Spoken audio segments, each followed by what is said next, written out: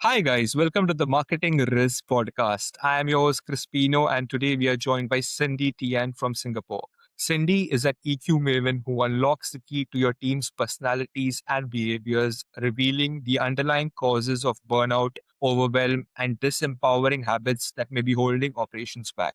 She has 20 years' experience in the workforce, 10 years working with a corporation, and she spent the next 10 years as a speaker, trainer, executive coach, working with luxury brands, sales organizations, as well as banking and financial institutions. She's an amazing guest for our podcast today, and we have a lot to uncover over here. So, welcome to the show, Cindy. It is great to have you here with us. Hello, Crispino. I'm so happy to be here today. We've been discussing about this for a couple of weeks. So glad we're finally meeting and chatting. Absolutely amazing guest. And you're my first guest from Singapore. So, that's a new country unlocked for me. I'm really happy about that. Well, thank you for Awesome. having me. Glad to be your first guest from Singapore. Awesome.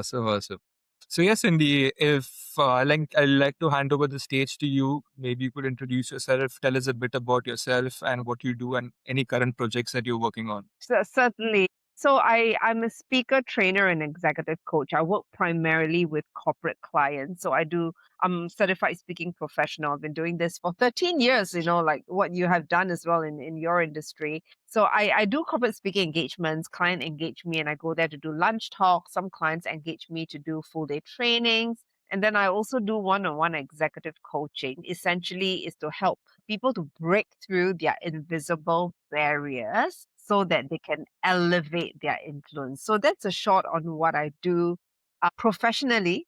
Personally, I am a very openly obsessed mama of two fur kids. I've That's got lovely. a golden retriever and a Siberian cat, both are whom are 3 years old, and they have brought me a lot of joy in my life. And yeah, that's me, professional and personal. And I talk about both very openly. So happy to be sharing with whatever the audience is wanting to hear today. Love that. Yeah, I have my own little baby boy, Snowy. He's a 5-year-old Labrador now.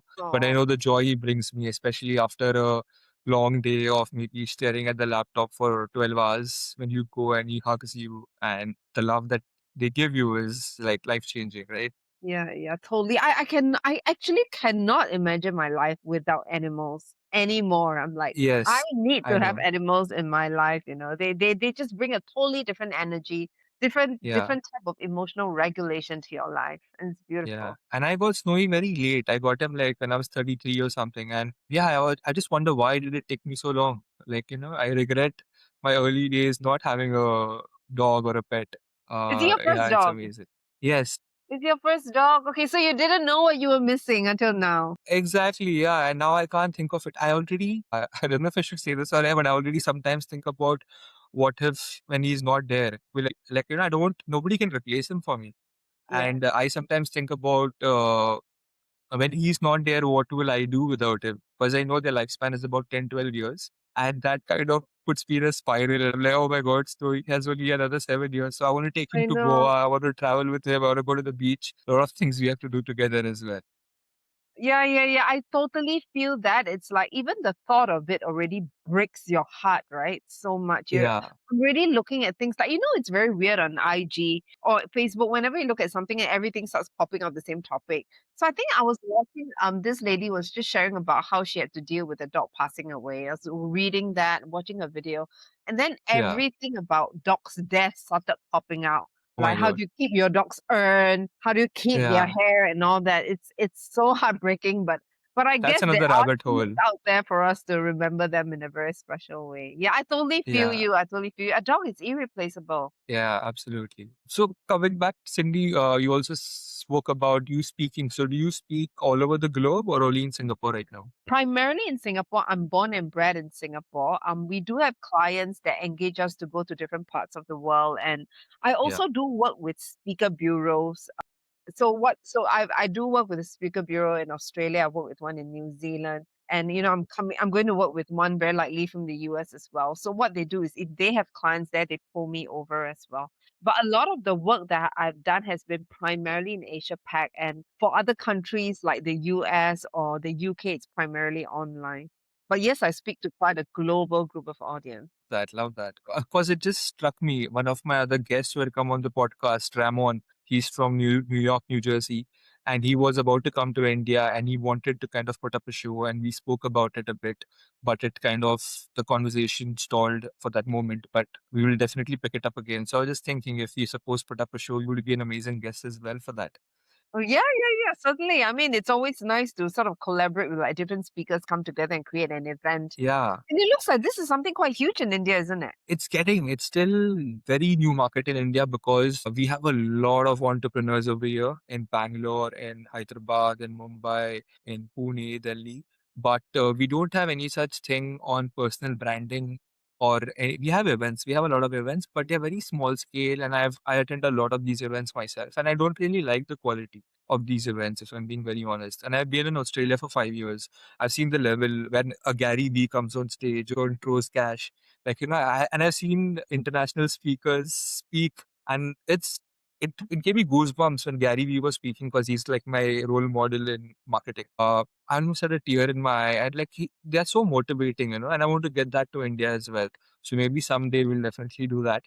And yeah, I'd love to have you as well. I've seen your videos and a bit of That would what be you do. so cool. I would tear too if I hear Gary Vee speak. Yeah, The Gary Vee guy's would be a so little cool. difficult to start get him in the first event, but definitely we'll get him. Have you had a chance to see Gary Vee speak live?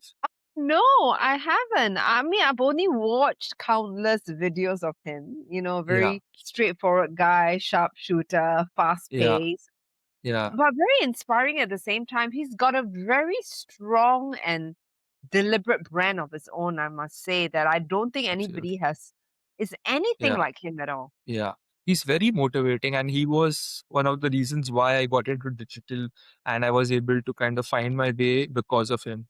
This is back in 2016 or 2017 when he was putting content out there, and his voice, brand voice, is kind of similar throughout. It's never changed. It's very similar. It's all about hustle. It's all about putting yourself out there, quantity. So yeah, and it kind of resonated with me, and he was very influential for me. So yeah, it's amazing seeing creators like him kind of thrive. Mm, mm, mm. Yeah, lovely, Yeah, lovely. You should reach out to him and have him on your podcast. it's a little small right now, but sure, one day I'll have him here, and it You would be a never know. dream. You never know. Yeah, it would be a dream to get all of you all in India and have a show in India. That would be amazing. You never know. Can reach out and try. They could be really open to doing Yeah, conversations on newer podcasts as well. I have a podcast of my own as well. We record it in a studio in Singapore. But for my podcast, it's not really. I mean, it's a little bit of a different style. It's more like giving immediate content to people. So we have a conversation, we plan the conversation.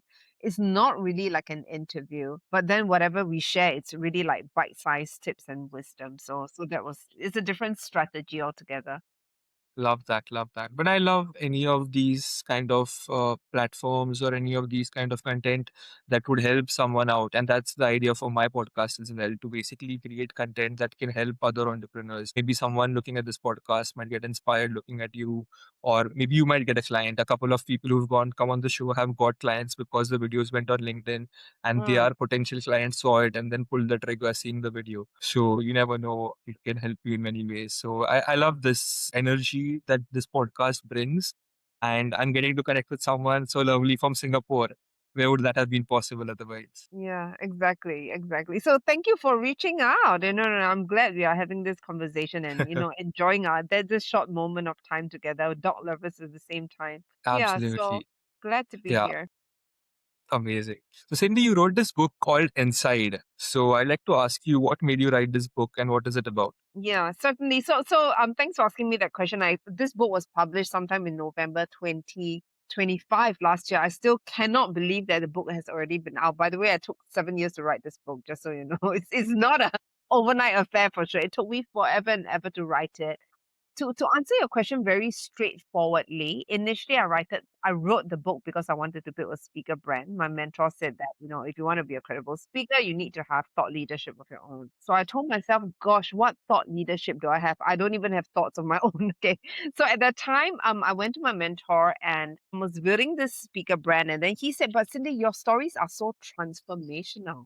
And I told him, but my stories are not success stories, they're all failure stories. Is that okay? And he was like, just write your truth. And he was telling me, even if it's failure stories, you are learning from it. You're no longer where you are right now. So I wrote that book, and it's a book of all my failures, unfortunately, and what I've learned over the last 10 over years. And I wrote it for a specific group of people because I was one of those that was going through the same problem, which is a group of people that wants influence, but they don't have it in the way that they want it. Yeah. So a lot of us, we want influence, right? We want influence with our team members, our family members. We want influence at scale on social media, but a lot of us don't have it in the way that we want it. And why is that? It got me thinking back about my own career. And this was probably about 2010. Now it's 2026, well, 15, 16 years ago. I remember at that time, we were just talking about being corporate, right? I was in corporate then and absolutely hating my job, hated my life. And what I did then was because I hated my job so much, I decided to leave my job into another job, which I also hated. So we call that jumping from one shithole to another.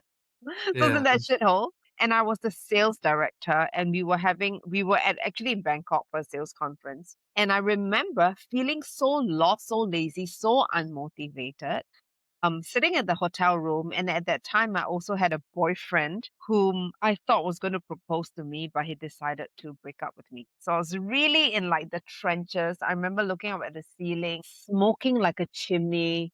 I was coughing like hell. My career wasn't working out. Relationships wasn't working out. And I remember looking up the ceiling and I asked myself, why is it that you have absolutely lost all influence over your own life? Yeah. And that sentence sort of became the spine to my book.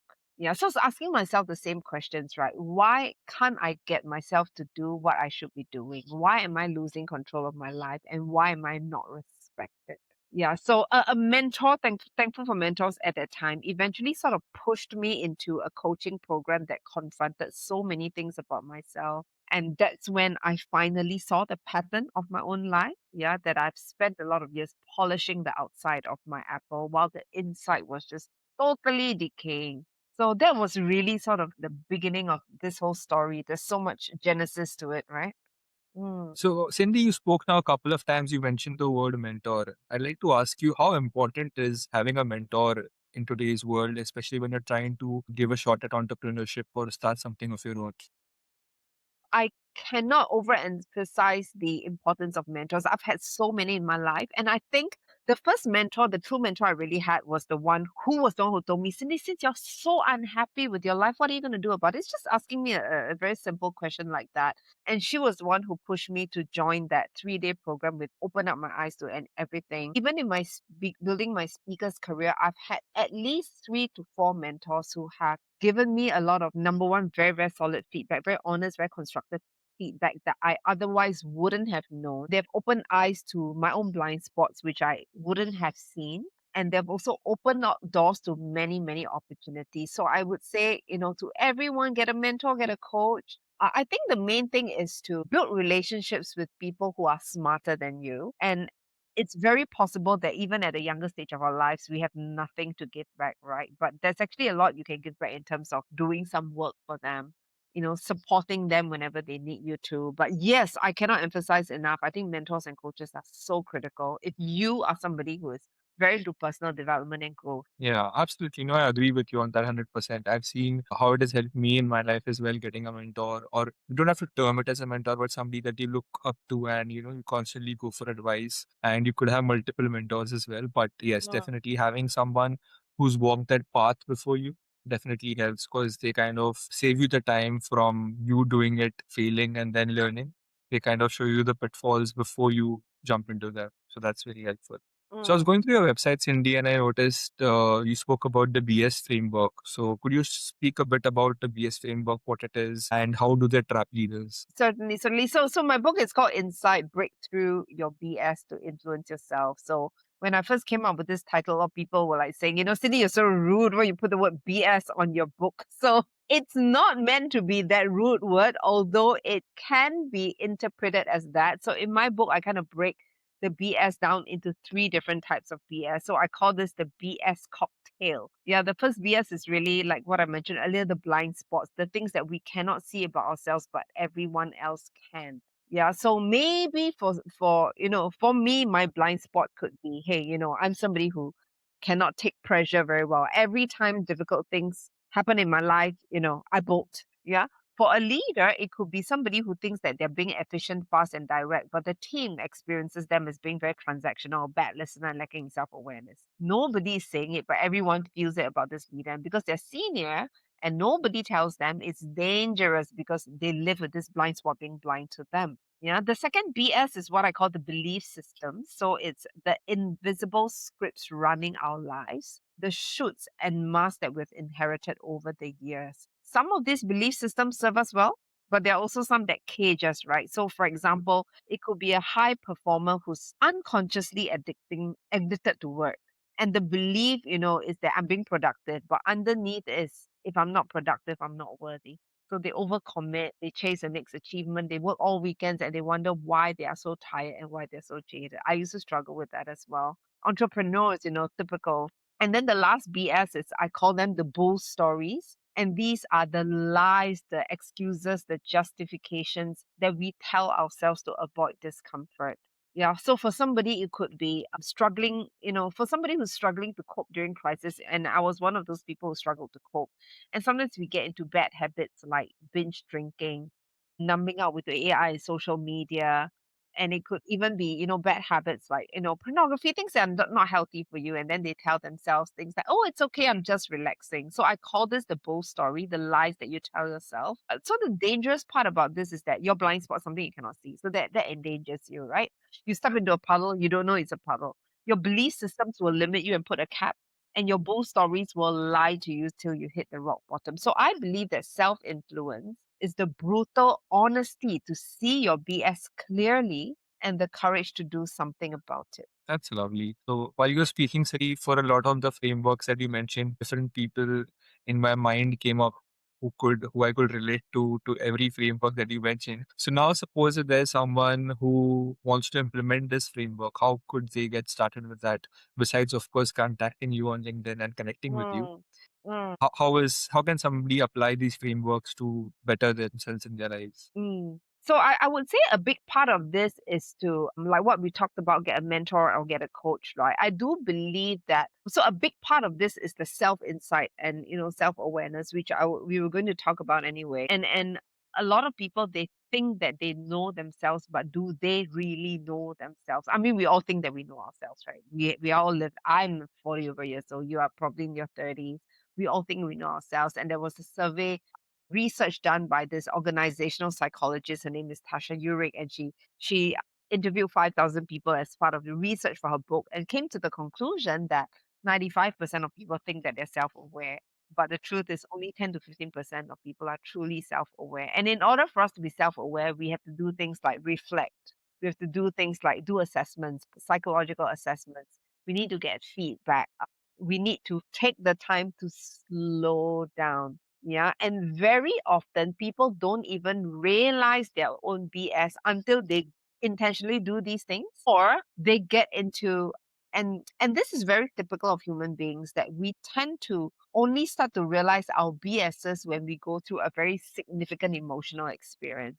So let's say you go through a very nasty divorce. You lost a loved one. And then in hindsight, now you realize that a big part of it is you were responsible for it. Why is it that until this age, I still am not having the amount of money I want? All of this, it's very often it's because of all these BSs that have led us to where we are today. So I think a big part of it is realizing that we all have it. And then how are you going to uncover it? Personal development, reading, reflection, coaching, mentoring, and hopefully nobody has to go through a crisis before getting there. But starting with reading is going to be the first step. Yes, absolutely. Well, I could resonate with that because I myself went through a divorce in 2021, and Wow. that kind of changed my perspective on a lot of stuff. I had a lot of difficulty with many things, and then I sought therapy, and that's when I kind of understood a lot of things about myself and a lot of blind spots, if you may. And we also uncovered another aspect of my mental health that I had ADHD. Yeah, yeah. You shared that. Thank you for sharing that. Yeah, so that was kind of difficult for me, and this is the first time I'm speaking to someone about it on air as well. So yeah, that was very difficult, but I think I was starting to figure out why I was not having control over a lot of my decisions, a lot of my impulsiveness, a lot of my behaviors. And when I spoke to a therapist, when we discovered ADHD was involved, a lot of things started to make sense. A lot of my impulsiveness, a lot of my decisions, the way I think made sense. And then through her help, it's been 2 years now, I see the change that I've had. And that also helped me take a decision to leave the corporate and start something of my own. Mm, I think getting help, therapy, or even having a mentor or any of these things definitely help you get clarity on what you should be doing, and maybe it uncovers the blind spots that maybe you didn't realize before. yeah. So definitely I could vouch for that. That really helps. And it's also like interesting for you that it was because of that relationship that you Yeah. had to go through that sort of triggered you to realize, hey, Yes. I need to do something about it, right? And for most people, it's like that. Yeah. Yeah, I mean, we think that we're okay, not that we are not okay, but most of us we don't really feel. We feel that we're nice people. We don't kill anybody. I'm nice to my mom. I bring her for holidays. I'm kind to the dog. So most of us don't feel that there's anything wrong. And not that there's something wrong, but I think it's just a BS. That's why I call these invisible barriers because you seem okay, right? And until you uncover those BSs, you never know that they are like demons lurking underneath and controlling every part of your life. Absolutely. So, Cindy, on your website, I found this very interesting. On your website, on your LinkedIn, you call yourself the titanium hipster. Absolutely love that term. So, what was the story behind that? That is a pretty deep story, but basically, okay, so maybe I could start with a very short story. So I joined the airline when I was 19 years old. Yeah, and 19 years old, still young and innocent then. And at that time, I really, really, really, really wanted that job because I never believed that I could have any other jobs, to be honest. My BS was very limiting. Even at a young age, I never believed anything like that. I never knew, I never felt that I could do anything beyond a flight attendant job. That's really how I thought. And so when I hit the right age, I was like, I'm just going to apply and apply and apply. I'm going to finally get this job. And I was so happy when I got this job. It was my dream come true. I'm going to travel to New York and Paris and London and live my dreams and just shop around the world and party. And I thought that was like my dream come true, but unfortunately the dream was more like a nightmare, I must say. When I first joined the airline, I was bullied quite a bit the first couple of months, so I had to go through this phase of having to shape shift and adapt myself so much to please people because I was not naturally a very likable person by nature. Yeah. And I now I've couldn't learned tell. try to Yeah. be that, but I Looking was at you right now, I wouldn't be able to tell.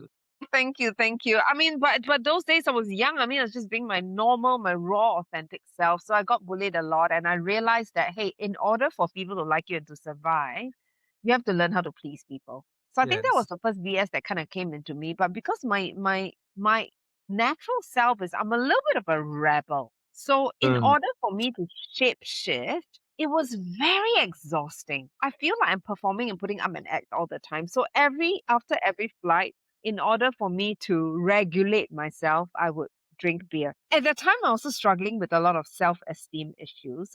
I think a lot of the bullying triggered a lot of high functioning, low self esteem issues with me. I was dieting at the same time. So I would always eat a lot and then I would make myself vomit it out. So I was having a lot of dieting, a very, I would say, very low body image type issue. So I was dieting at the same time. So my body was just messed up.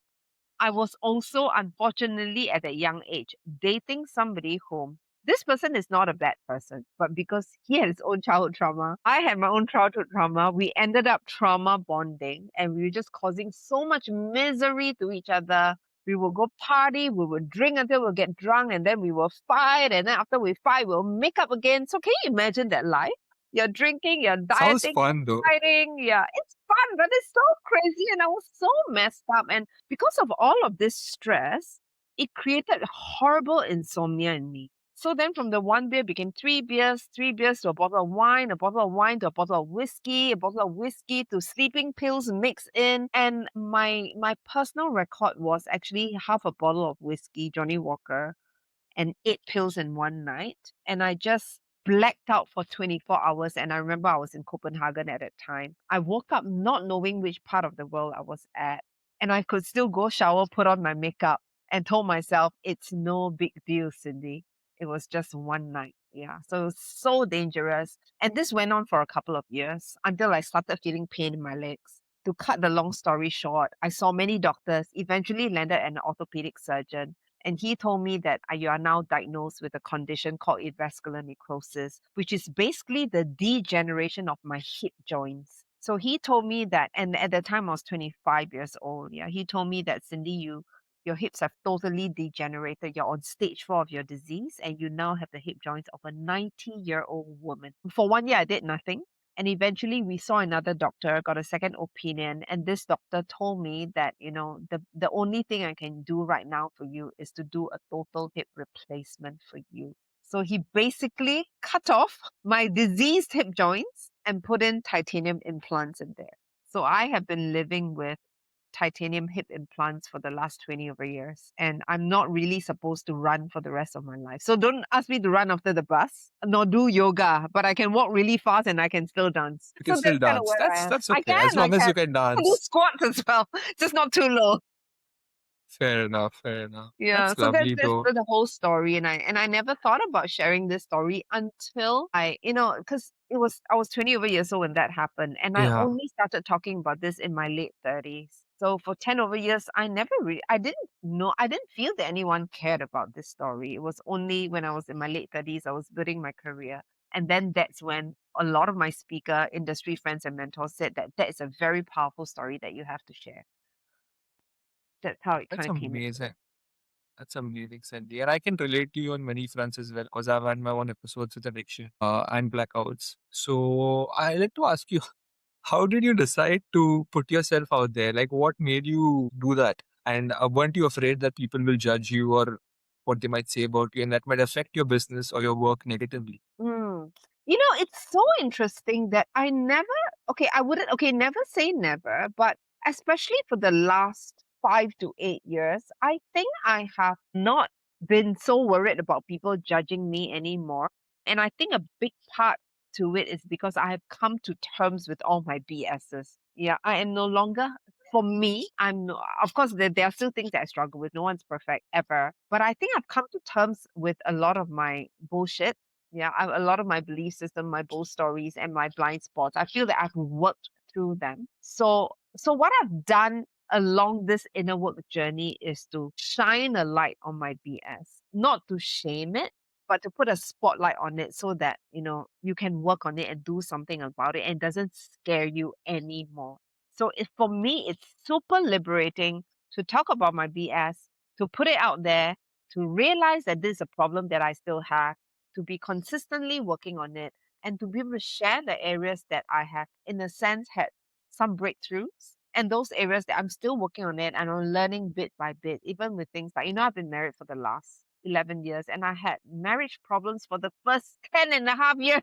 So, and it's so much of it is because of the way I was brought up, my expectation of my husband. Yeah. And these are all BSs that only along the way that I've discovered. And I feel like a big part of me opening up to share it so openly is that it creates a space and it gives people permission to do the same. I agree. And I think even for me, a lot of my BS would come from how I've been brought up, the values that my parents have. They've obviously done good with it as well. But then certain things you see how they live their life, and then you kind of want to follow their footsteps, or you're just fine tuned to think that way. Like you wouldn't, like they would never leave their job and start their own business. When I was about to do that, they were having a heart attack and they were panicking over it. So I think when you ask these questions to yourself, who you really are, what do you want for yourself, and when you let go of society expectations and their beliefs, I think that's when you really start living your life, right? Absolutely. And you're so right to say that a lot of our BS stems from upbringing, right? Family culture. I don't know about you, but my parents were people who they were very down to earth people. They brought me up, they put food on the table, but they wouldn't. And at the time when I was young, I didn't really have anybody who was super successful in my family. Everybody had a very regular job, and they just brought back food on the table. So even my parents were like, "Well, you just live a normal life, and you can be satisfied with it." And at that time when I was young, I was like such a naughty rebel, right? So I was like, a normal. I don't think I can do a normal job. Just be a flight Yeah, attendant for the rest of your life. So that was literally what I believed. So yeah, yeah, I think these days in the current climate, a lot of the younger parents are a lot more aware of them conditioning their own biases on their children. But I think during our parents' time, they were not aware, and no one's blaming them. We're just saying that it does come from the family, from the culture, the country we live in, the people that we hang out with. Yeah, and we and these just follow us for the rest of our lives until we uncover them ourselves. yeah. So let's talk about this now from a business perspective. Mm. How does a leader who's always told that they are right or they have already had success, how can they discover their blind spots and their opportunities to grow? Mm. I'm gonna answer you in the same way that I answered earlier on, and I'm gonna talk about a leader that I have just started working with. So this guy, I think he was having, and the thing is this: nobody thinks that there's anything wrong with them until a problem surfaces, right? And then this guy realizes that he's having problems communicating with his other leaders. So he's one of the most senior person in the team, the top person, and his problems communicating with all his directors and managers, and he wanted his all his leaders to go through like coaching. So I then asked him this question: have you ever considered that you yourself might want to go through coaching? Yeah, because he thought about it for all his leaders except himself, right? So in the end, he was very open to taking a 360 assessment. So 10 of his direct reports gave feedback about him. Feedback that were positive, and of course, feedback that they feel, on areas that he could grow in. And it was a 51-page report. 51-page report because they rated him on all the different dimensions of leadership EQ, and all that. And the results were very sobering, right? It was how he perceived himself was totally different as to how other people perceive him. So he feels that he's very self aware, but everyone else feels that he's not self aware. So it's all of that. So I think, again, getting good, solid, objective feedback really helps. So doing that, and after the report, then what? Work with a coach or mentor. If there's certain areas you think you're missing, is there something we can do together? Maybe we could create scenarios. Let's ask ourselves how we are communicating here. Are you moving on too fast? Because typically driven leaders is that they are already at level 10, and everyone else is still at level 1, right? So that pace. So I think a leader who's always told that they're never right, first and foremost, find a coach that's willing to challenge you a little bit in a nice, and not challenge you in like an aggressive challenge, but somebody who is not just a pleaser to you, somebody who's willing to tell you the truth, and then that's important, and then getting feedback from people around you. That would be, I think, the crux of what's happening right here before again you go into a crisis. That's amazing. And so, Cindy, do you facilitate these kind of assessments for corporates? Yeah, I do. I do. So I'm certified in some different assessments. One of the ones that I use is the EQ 360 assessment, and that measures the 5 different composites of leadership EQ, which is self perception, self expression. Can you imagine self expression is also a part of EQ?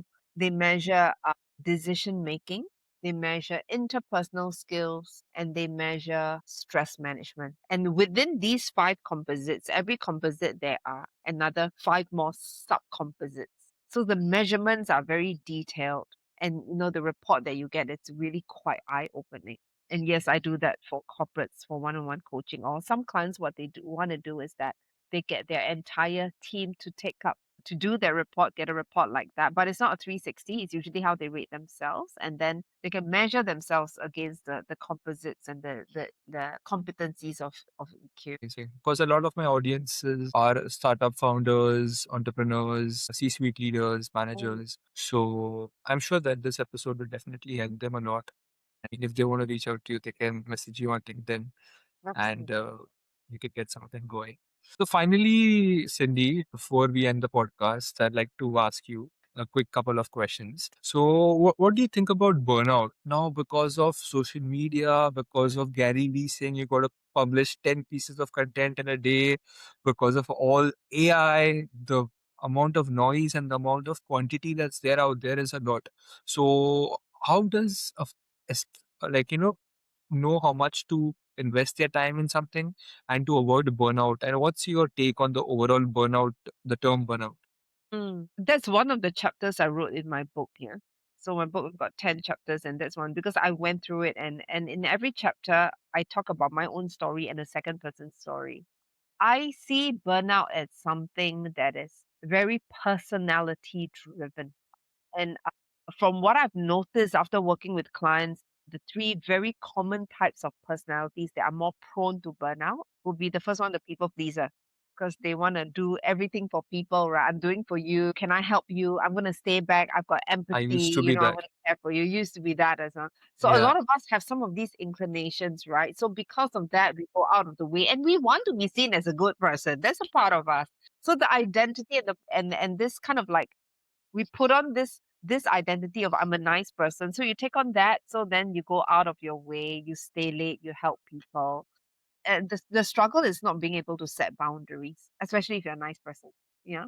So and then the second one is the performer. The performer, or you can also call it the producer. And these are common among entrepreneurs, high achievers, very common. There's this unconscious addiction to work. If they are not working or producing, and I am so guilty of this, if I don't work over the weekend, I feel like something is very odd. Like I'm too free. Gosh, why am I being so free? I But then know that feeling. you know that Yes. feeling, right? Like we just Why is don't there no work? allow Something is ourselves. wrong. Yes, exactly.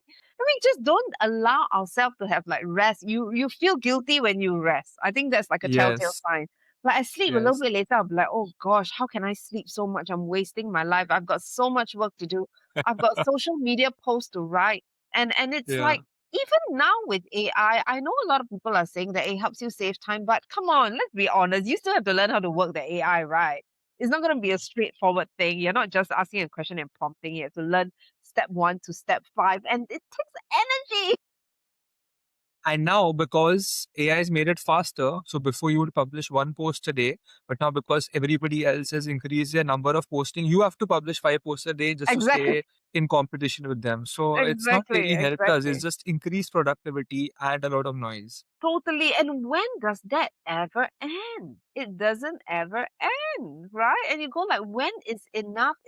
How many do you want to like do like 10 posts a day? I mean, it's never enough. And you ask ourselves, so there's this quote that say life is about juggling balls, right? Which ball do you want to juggle? And are they glass balls or rubber balls? Okay, don't be juggling so many social media and work balls that you drop the most important ball, which is your health, your relationships. And my first scare was I thought I was going to get a stroke. I start feeling I had chest pains, and in the middle of the night I had to call my husband. He was sleeping beside me. I'm like, wake up, wake up, wake up. Can you please call an ambulance for me to go to the hospital, and I was there overnight, and the doctor said it's just stress. Yeah, and I thought, and my parents are not young; they're in their 70s, and I was like, I don't want to go before they leave. Yeah, so that's one. The performer, the producer, and then the last one is really the perfectionist. Yeah, Yeah, high absolutely. standards, professional, well prepared, but overly critical of themselves and others, nitpicky, requires excessive time and energy. So a normal person might take 5 hours to do something, they will take 25 hours. And they end up having to do things themselves because no one else can do it better than them. Yeah. So and I talk about these personalities not with disdain because I also have these personality traits. And there's this fire in us, right? That we want to Yeah. do things, we want to be excellent. But I think the question to ask ourselves is the fire helping us or hurting us? Mm. And when is enough? When is it enough? I think decide beforehand rather than let the world decide for you. Yeah, I think it has to be sustainable that you can do it for a long time because I have the true traits you mentioned. And what I notice is I do it with full intensity, at least before that is to be a problem. I should do it with a lot of intensity and then get burned out and crash. So that is something that would happen to me a lot. And then I think after my therapy and after taking medicines for ADHD, it's kind of improved. So that's my own personal So experience. yours was what you depletion or overexhaustion? Exhaustion. Like even now, I'm on the verge of it. I work for 12 or 15 hours in front of the screen, or recording podcasts, or on the calls with clients, and working with clients around the globe. So it's all over the place. But I now take time off to go to the gym, to go for a swim. One day in a week, I will enforce myself to take a break. Before it wasn't like that. Before it was just like continuous work, and then by the end of it, just get burnt out and fall sick, maybe, or just Yeah, the take a falling break. sick, right? Like the catching a cold Yeah, and all of that. And when we are so tired, we don't even want to do anything nourishing for ourselves anymore. You don't want to go and have a run because you're so tired. You just want to lie there and zombie exactly. out and doom scroll, right? And then that makes it worse, right? You go into another spiral of, oh my God, why did I do that? So it never ends. True, So I true. think I feel like the cure to this is and your body whispers before it shouts. So rather than letting yourself get blown up and burnt out, what if we can prevent it Yeah. by asking ourselves, what is the BS running the show behind that's causing you to work at this level? So, Cindy, we also spoke about AI over there. Last question before I let you go. Mm. You mentioned about AI and about all the content being created. So I would like to ask you, what's your take on AI and the amount of slop that's been created? And do you think we are losing our human touch? I think absolutely there is so much lack of trust there, and I'm also so tempted, right? Because they were saying that, oh, now, Claude and whatever AI tools can help you to create videos. And, I like putting videos out there. So I'm like, oh, what if I can find an avatar? Do I want to do that? I'm not sure. So I feel like the risk AI is here to stay. Let's make use of it. It makes our lives more efficient. But I think there are some risks. And the first risk is, like what I mentioned earlier, the speed gap, especially high achieving leaders. They are definitely going to make use of all the AI tools that they can to make their jobs more efficient, make their jobs more efficient, right? So I think they are expecting responses in seconds, like decisions in minutes and short commands, right? We become very transactional in the way we communicate. We start to lose patience for the normal human pace of processing and communicating. Yeah, and if you think about it, my dad has got Parkinson's disease, unfortunately, and he's communicating at such a slow pace. And I feel like even the last few months, whenever I go and visit him and I would ask him a question, right? I find myself getting impatient just to wait for him to reply because it takes really long to reply. And I ask myself, what has this got to do with the fact that I'm scrolling so much and using AI so much because everything is immediate? So I think Absolutely. the speed gap is one thing. The second thing I'm noticing as a risk is the confidence gap because AI makes us feel invincible. Data on demand, content at a click for everything, right? So I call that borrowed confidence. It might not have very much roots in it. Yeah. And confidence with no roots can potentially breed arrogance. Yeah. So leaders start to believe that they are unbreakable, that anything is possible with a tap of a finger. But what's happening is that they are intellectually very smart, but not necessarily having soul in their humanity and their brand voice. We've all seen, right, those videos and posts that are just purely AI written. You kind of know that there's no soul to it. So I think the confidence and the humanity gap, and the last one is the empathy gap. And this just sharing a very interesting story. My husband and I, we always make fun of each other. We are both like both of us got low empathy. Okay, we are both impatient people. We all want things fast. And Yeah. then recently he texted me this question. Dear, how are you feeling today? Then I asked him, are you sure you want to hear the answer? And I could just, and then he went to ChatGPT to get that question.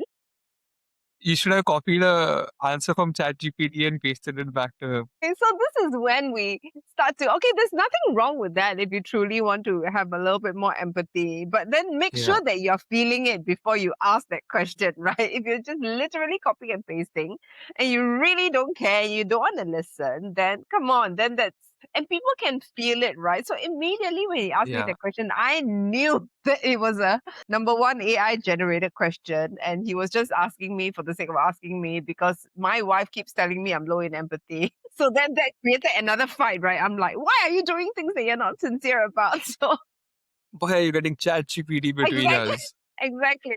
So I think a big part of it is that human relationships, human connections require time. require time. And I once read a book which was very interesting. It's called The Ruthless Elimination of Hurry, Hurry. And they say that hurry and love are incompatible. Incompatible. So when we always want to be fast, we cannot love and we cannot connect. Yeah, so I truly believe that when it comes to relationships and leaders and teams, right, they don't need your efficiency. They just want your emotional availability. So make sure that as you're using AI, don't forget about your EI as well. I think that needs to come first. Well, Cindy, that was amazing. I had an amazing time chatting with you. I think Likewise, thank you. this is my longest podcast ever. We've done 50 minutes of it, and I could go on for another hour with you, but that's all we have this time. And thank you so much for coming in onto the podcast. I hope you had a good time as well.